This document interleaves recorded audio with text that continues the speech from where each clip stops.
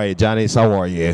Good. I'm so proud of you. Thank you. Thank you very much. And, I mean, you are honored today in the city of Los Angeles. Today is actually Janice Day in LA. How do you feel about that? First of all, like my husband or my father would say, if he was still alive, every day is Janice Day in LA. I always get my point across. But to me, what's so great about what the city of LA did has nothing to do with me, but it has to do with the causes that we're working for. Correct. Because it's so critical for the people of Congo who are beleaguered, or the people in Darfur, and people who are victims of genocide, that we have their voice, that we can use our free society and all of our institutions to be able to advocate for them.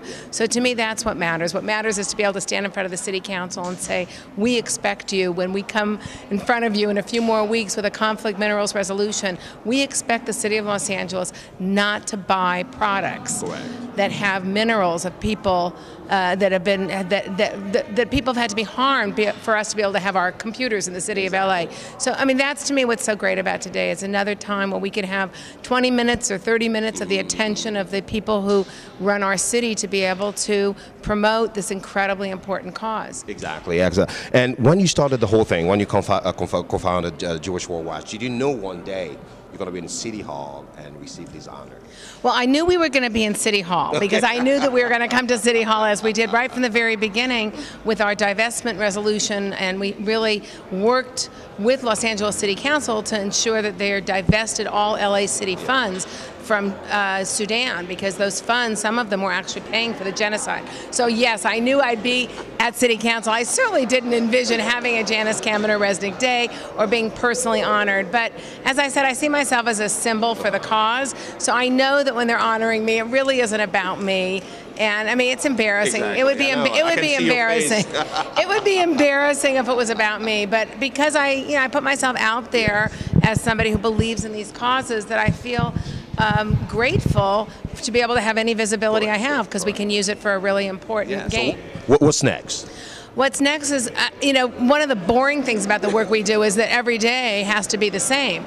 I mean, it's not boring for me, but when you say what's next, the point is to stick with the issues that we have and to pursue them deeper and deeper and get more and more attention, to do more and more relief projects, to do more and more advocacy. So I think over the next couple of years, it's really a huge focus on conflict minerals. It's given us a great beginning. We could work with the electronics companies. We can begin to identify mines in Congo that are not actually being illicitly mined, and with respect to which people are not being damaged, to be able to extract the minerals. So I think conflict minerals is very important. I think trying to get the conflict in Congo and the now worsening again conflict in Darfur back on the front pages of the newspapers and back in the minds of decision makers is our agenda, and we take any action that we have to take to be able to do that is where our obligation lies. Correct. So what do you think about the referendum, actually, that went to Sudan?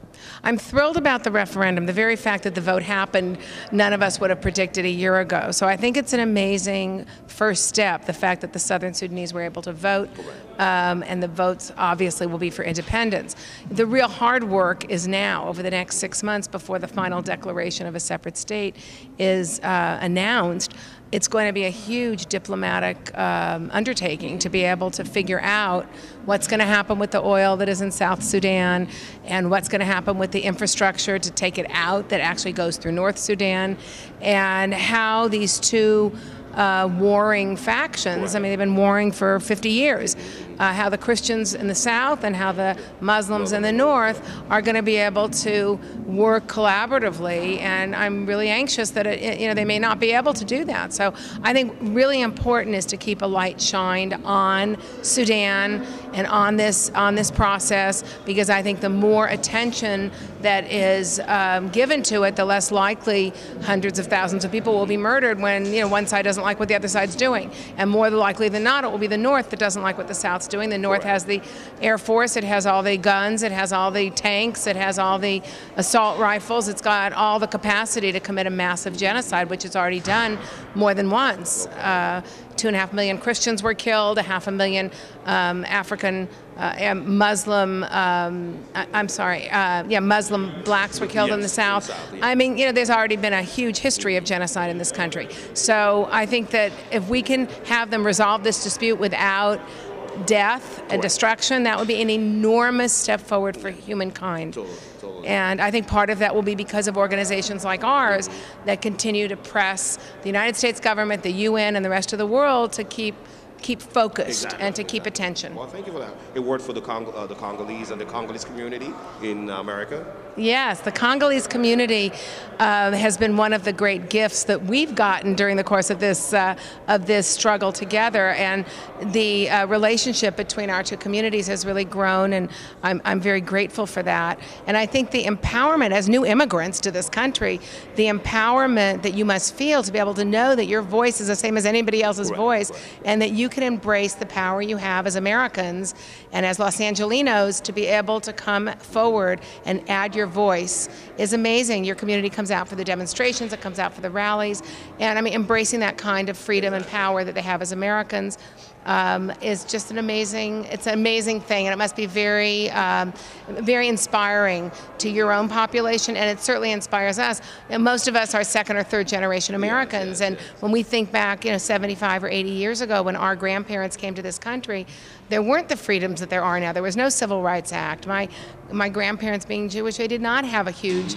access to the power, to the city halls or Congress or anything else, which is really, most people don't realize that who are new. They think that this is the way it always was, but we may have white skin, but Jews are not we're not accepted at all in this country, and they suffered in many of the same ways the African American community suffered. So if I would think of my great grandparents thinking that we would have a Janice Kamenir-Reznik day and that we would be able to really engage in this public forum on behalf of a whole other group of people that are 10,000 miles away, I mean, I think their eyes would be crossing.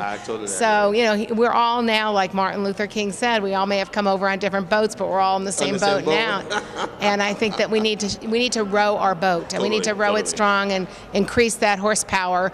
And the people of conscience need to rise and need to speak. Thank you very much, Janice. You're all fantastic. I always love being Yombo. around you again. This is Yombo from CNC. We see you later. Bye.